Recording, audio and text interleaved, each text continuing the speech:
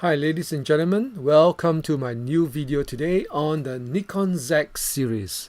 As we all know, today Nikon has introduced the much awaited mirrorless system. It's called the Z Series with two models and a couple of lenses. So I would be running by you the key reasons whether you should or should not buy into the system.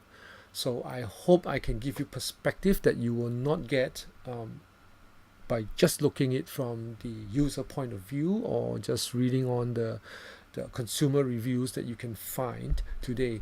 And I will share with you from the perspective of Nikon as a corporation why certain features are important to them and so why they withhold certain common sense features from this launch, and not because they do not know it's important for a product like this, but they are corporate imperatives when running a business that you do not put them in this particular stage. So let's get on to the product itself, and I'm pretty excited myself as a long-time Nikon user as well as the Sony A7 user as well for many years now. I would like to share with you that on the launch day they have presented the system that are well thought out with improved functionality and ergonomics over the Sony A7 series. The people in Nikon, which knows their customer pretty well, have built this mirrorless system to be able to use outdoor with heavy lenses, so the entire dimension of it is of another level compared to other mirrorless systems. And more importantly, the key focus is on the mount itself. It is a much larger diameter than their current series, and compared to the competitors such as the Sony A7, it is a much larger mount, and that allowed them to design lenses which are of bigger aperture that can collect more light, that are more esoteric and longer future-proof their business. So either model, fantastic investments for anybody looking into a mirrorless system. And as we all know, as Nikon users, the color is the important element, and I personally like the Nikon rendition a lot, and I buy all my lenses from Nikon with very few exceptions from third-party providers, because I think that the presentation of the images has to be consistent. As you can see on the screen now, you have a couple of images released by Nikon, and they look fabulous. They do not look anything less than their top-end 850 D850 DSLR can produce, and that is because of the expertise that they have put into this platform. Now, how important is this platform to Nikon? It is very important. It is for their long-term survival. Their business has been losing money because DSLR has been phased out of the market, and Sony has taken the mirrorless and full-frame mirrorless market share leadership in the US. Already at 40%, and we all know that if Nikon don't move into mirrorless, they will go bankrupt. So as far as the company commitment is concerned, you should not have any doubt that they will put their future onto this platform, and that is the number one criteria for choosing a camera system. And I'm not talking about buying a camera for your vacation.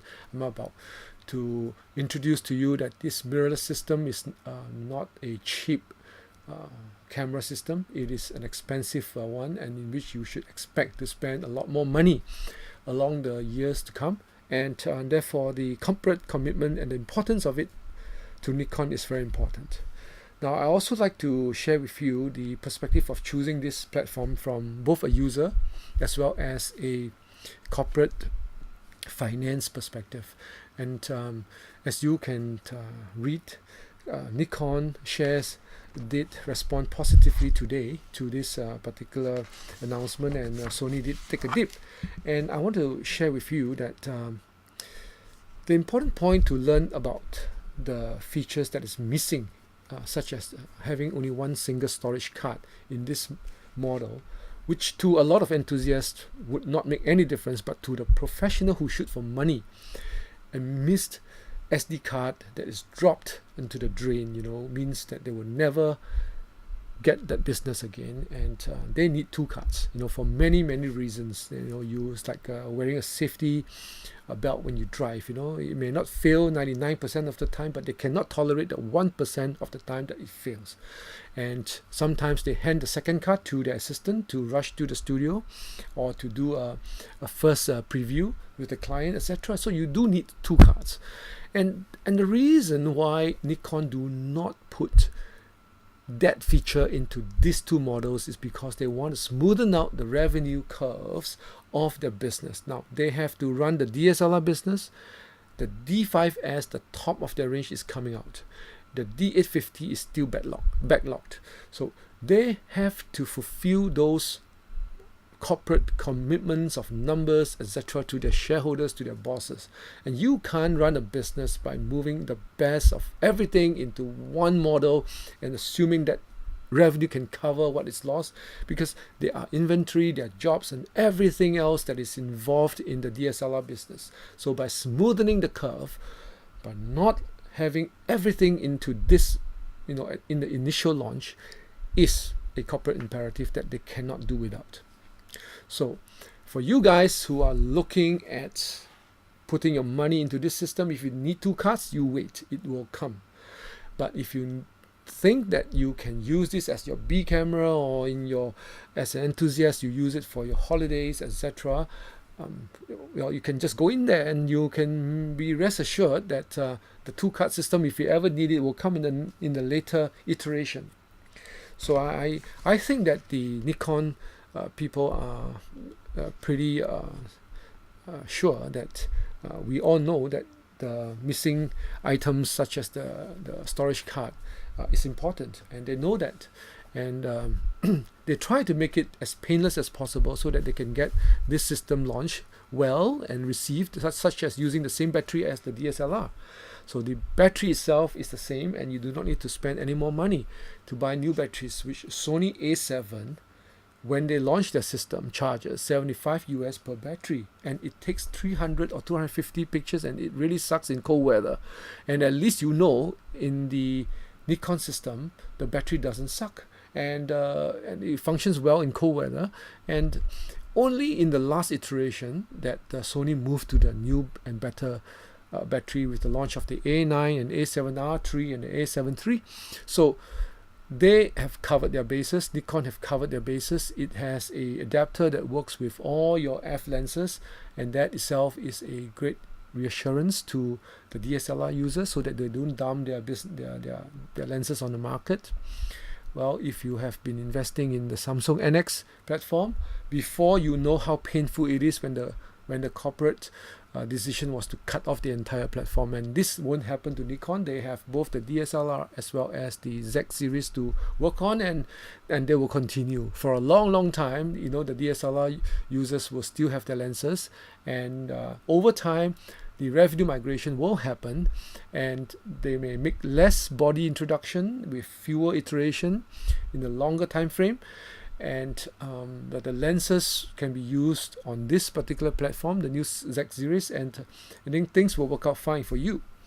Now, I personally think that the NOT f/0.95 lens is the cream of the crop, and the message that Nikon is sending today is that this is an alternative to the Leica users, and the Leica has a $10,000 Noctilux M 0.95 lens as well. And if you design a mirrorless system, you want to future-proof it, and you can prove to the market that you can introduce lenses that matches the expectation of even the Leica users, then you have something that the Sony doesn't have, because the Sony lens is a lot narrower and it is much harder for them to produce lenses of that aperture.